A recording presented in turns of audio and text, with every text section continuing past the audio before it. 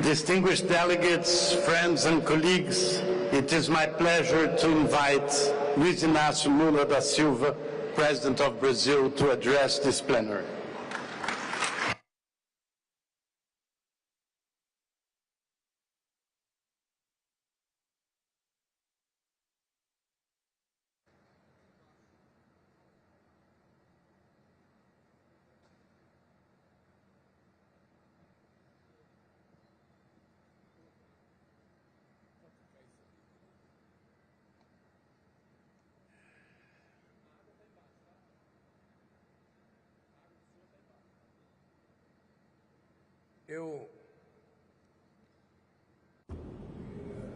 I would like to say, after greeting my dear wife, Janja, and after greeting my brother, André Corrêa do Lago, and after greeting Simon Steele, Executive Secretary of the Frame Convention of the UN, and greeting all the UN representatives here in this meeting, our governors, our senators, the cabinet ministers of my government, I would like to say to all of you that it's very difficult to talk before we can pay a homage to the state of Pará and the people of the state of Pará, those that came here from other countries to participate in this conference.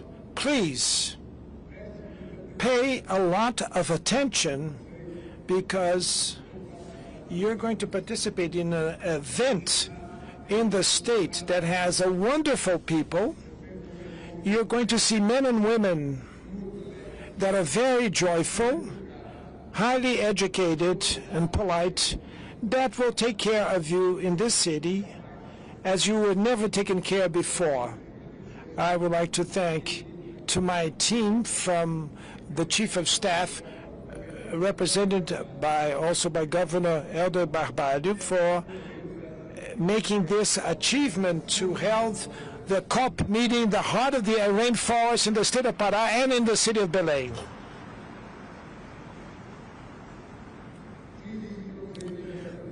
Please try to benefit from this city, of its joy, of the beauty, and also take benefit from the joyful charm, warmth of men and women that will receive you here, that will host you here. And above all, take benefit of the cuisine of Pará. Here you're going to eat the food that you never ate anywhere else in the world. Maybe the best fish. And do not forget to eat manisoba. The interpreter could interpret it correctly because it's manisoba, as you pronounce it. And there's a dispute between Bahia and the state of Pará, which manisoba is the best one. And I also would like to say to all of you that to organize COP here, it was so difficult to end with the pollution in the planet. It was much easier to hold the COP in a finished city, a city that would have no problem. But we decided to accept the challenge to organize the COP in the state of the Amazon region, to prove that when you have political will, or when you have the will, and you have commitment with the truth, then we can prove that man there's nothing possible for man or for woman. What is impossible is not to have the courage, the bold, to face the problem. So congratulations to all the delegates here, men and women, government representatives, and to the people of Pará. Congratulations for all of us. This is a lesson of civility.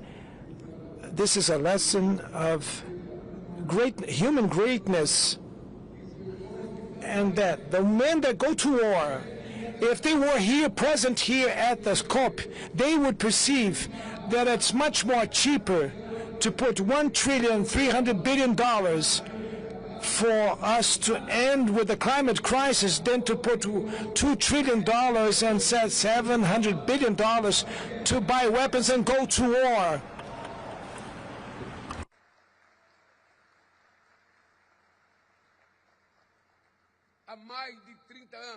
For more than 30 years, at the Earth Summit meeting in '92, the leaders of the world gathered in the city of Rio de Janeiro to discuss development and environmental protection. In that moment, multilateralism was experiencing its apex. The world was going to the so-called conference decades, where emerged many great compasses that guided humanity during these 3 decades. Between them came up the concept of sustainable development and the principle of common but shared responsibilities, common but differentiated responsibilities. That is a legacy of the Rio 92. Today, the Climate Convention is back to its home country. It makes the way back to reclaim the enthusiasm that have driven its birth. In the next 2 weeks, Belém will become the capital of the world. Negotiators, governors, mayors, members of the parliament, scientists, civil society organizations will be part of this great and collective endeavor in favor of the planet. To bring COP to the heart of the Amazon was a very difficult task, but a necessary one. The Amazon is not an abstract entity. Those that only see forests from above have no knowledge of what goes beneath the trees and its shadow. The biome that is most diverse in the earth, that is the home of almost 50 million people, including 400 indigenous people that are dispersed in 9 countries, developing countries that still face immense economic and social challenges. Challenges that Brazil fights to overcome with the same determination that it managed to bypass the logistics adversities that are inherent to organize a conference such as this size. When you leave the city of Belém, the people of the city will continue with the investments in infrastructures that were made here to receive you all. And the world could then say that it now knows the reality of the Amazon tropical forest.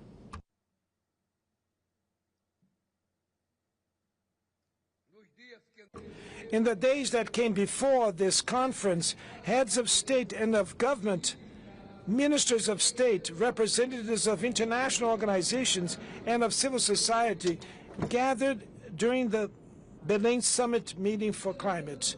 We launched a tropical Forest Forever Fund. It's an innovative facility that in just one day was invested $5.5 billion in investments. We adopted collective commitments. First, integrated handling of fire. Second, the right to land ownership of the indigenous people and traditional peoples, to quadruple the production of sustainable fuel, the creation of a coalition on carbon markets, and the alignment of climate action to fight hunger and absolute poverty. And more, and the fight against environmental racism. The Belém Summit was the arrival point of a long road that Brazil invited the international community to follow this long and winding road during the presidencies of the G20 and the BRICS.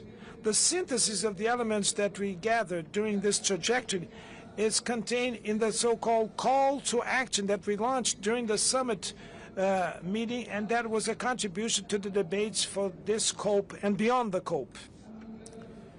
Climate change is not a threat of the future.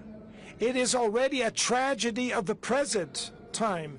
The Melissa hurricane that hit hard the Caribbean region and the tornado that reached the state of Paraná in the south of Brazil have left fatal victims and a trail of destruction. Droughts, fires in Africa and Europe, the floods in South America and in Southeast Asia, the increase of the global temperature is spreading pain and devastation, especially amongst the most vulnerable populations. COP30 will be the COP of truth. In the era of fake news and misinformation, the obscurantists reject not only the evidence by science, but also the multilateralism progress. They control algorithms, sow hatred, and spread fear.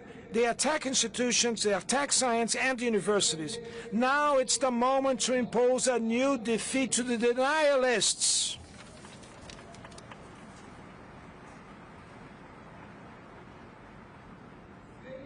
Without the Paris Agreement, the world would suffer with a catastrophic warming up of almost 5 degrees to the end of this century.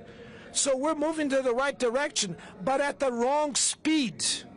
At this pace, we would advance to a threshold that is higher than the 1.5 global temperature if we keep this pace. And this, to break away from this barrier, is a risk that we cannot take. Dear friends, our call to action is split in 3 parts. And on the first part, I make an appeal to those countries should abide to their commitments. And this means to formulate and implement the NDCs, the national determined contributions that will be ambitious. Then second, to assure financing, technology transfer, and capacity building for the developing countries, and to give the due attention to adaptations to the effects of the climate change. On the second part, I call the world leaders to accelerate their climate action. We have presented the roadmap for humanity so that in a planned and fair way we can overcome the reliance on fossil fuel, and we can stop with that and reverse the deforestation, mobilize resources for this end. Advance demands a more robust global governance to assure that words can be translated in deeds. The proposal of creation of a climate council linked to the General Assembly of the UN is a way to face this challenge and give it the political stature that it deserves. In the third part, I call the international community to place people in the core of the climate agenda. Global warming could push millions of people to hunger and poverty, and that we can have setbacks of decades of advancement. The unproportional impact of climate change on women, Afro descent, migrants, and marginalized groups that should be taken into account in the adaptation policies. It is fundamental to recognize the indigenous people territories and traditional communities in the efforts for mitigation. In Brazil, 13% of the territory are demarcated land for peoples indigenous. Maybe it's not much. We should have a fair transition, needs to contribute to reduce the asymmetries between the global south and global north forged during centuries of emissions.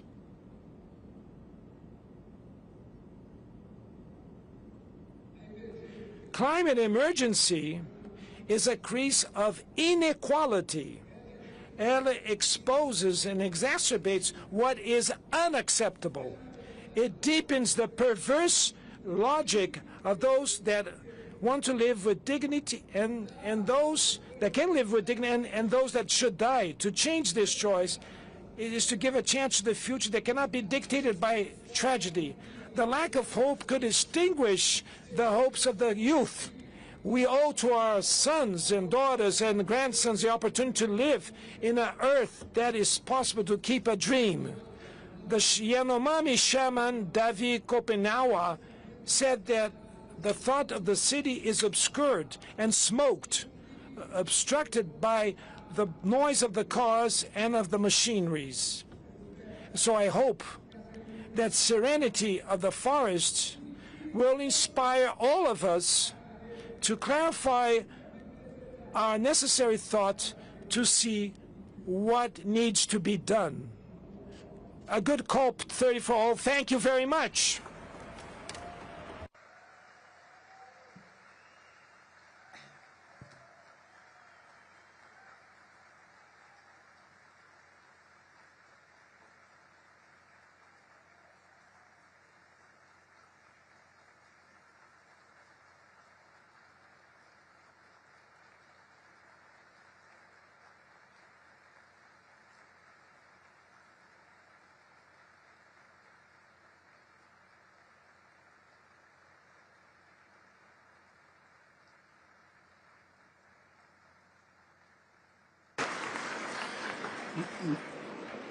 Muito obrigado, Presidente Lula.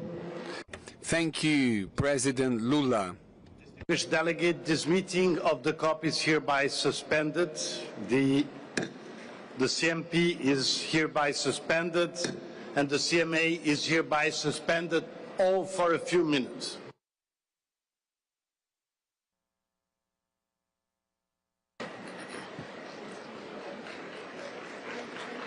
Yeah.